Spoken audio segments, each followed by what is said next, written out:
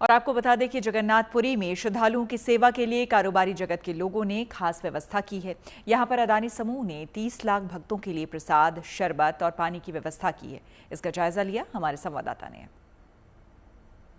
पुरी में काफी गर्मी है और इस गर्मी में रथ यात्रा में लाखों लोगों की समागम, और इस लाखों लोगों की समागम में ताकि लोग हाइड्रेटेड रहे और उसी के साथ साथ लोगों की कोई भी प्रॉब्लम ना हो, इस कारण अदानी ग्रुप और उसी के साथ साथ इस्कॉन की तरफ से प्रसाद वितरण केंद्र किया गया है।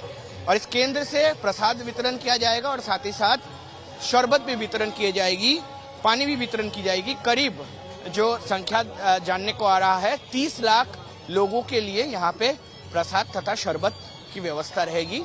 और यही जो शरबत हम पी रहे थे, वैसे ही शरबत गर्मी में, भीषण गर्मी में जब लोग रथ की जो रस्सी है उसको खींचेंगे, रथ यात्रा मनाएंगे, तब यही जो केंद्र है, बहुत सारी ऐसी केंद्र पुरी में बनाई गई है और उसी केंद्र से प्रसाद तथा शरबत हो या पानी हो संग्रह कर सकता है। कैमरा पर्सन लिसन के साथ अनिर्बान।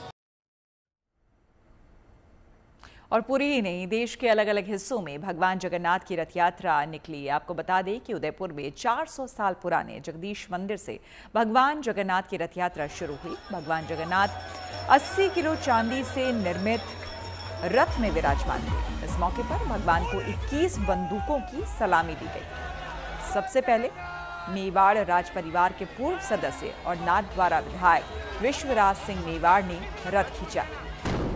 इसके बाद परंपरागत वेशभूषा में श्रद्धालुओं ने रथ खींचा।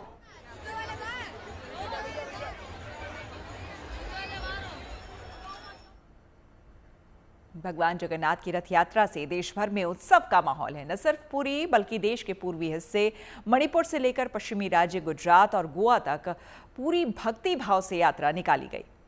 इम्फाल में रथ यात्रा को कांग चिंगबा कहा जाता है। ये मणिपुर का एक महत्वपूर्ण त्योहार है जो पुरी की रथ यात्रा की तरह ही है। वहीं पणजी की रथ यात्रा में भी बड़ी तादाद में श्रद्धालु जुटे। मुख्यमंत्री ने भगवान जगन्नाथ, बलभद्र और देवी सुभद्रा की पूजा की। इम्फाल और गोवा की तस्वीरें आप देख रहे हैं। काशी और रांची में भी भगवान जगन्नाथ की पूजा अर्चना की गई। रांची में हजारों की तादाद में लोग यात्रा में शामिल हुए और रथ के साथ चले।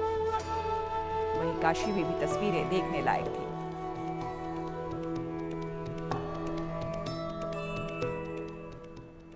पुरी की तरह दीघा में भव्य रथ यात्रा निकाली गई। यहां 2022 में जगन्नाथ मंदिर निर्माण शुरू हुआ था, जिसका उद्घाटन इसी साल अप्रैल 2025 को हुआ।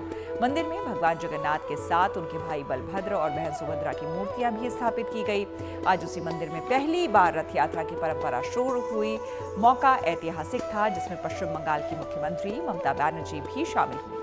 सबसे पहले सीएम ममता बनर्जी ने भगवान की आरती की और फिर छेरा पोरा की परंपरा निभाई। इस परंपरा में भगवान के रथ के आगे झाड़ू लगाई जाती है। रथ यात्रा की शुरुआत के साथ ही इस्कॉन के लोग नाचते गाते नजर आए। खास बात यह है कि यहाँ के रथ पुरी के रथों की तरह ही बनाए गए हैं।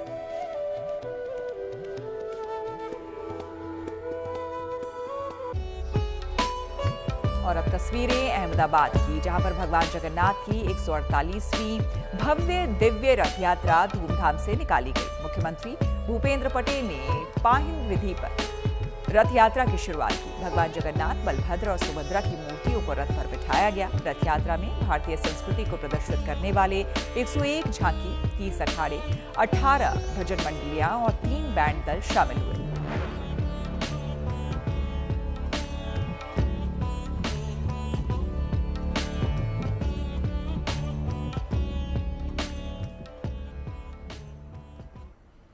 तो इसी के साथ हमारे इस खास कार्यक्रम में फिलहाल इतना ही।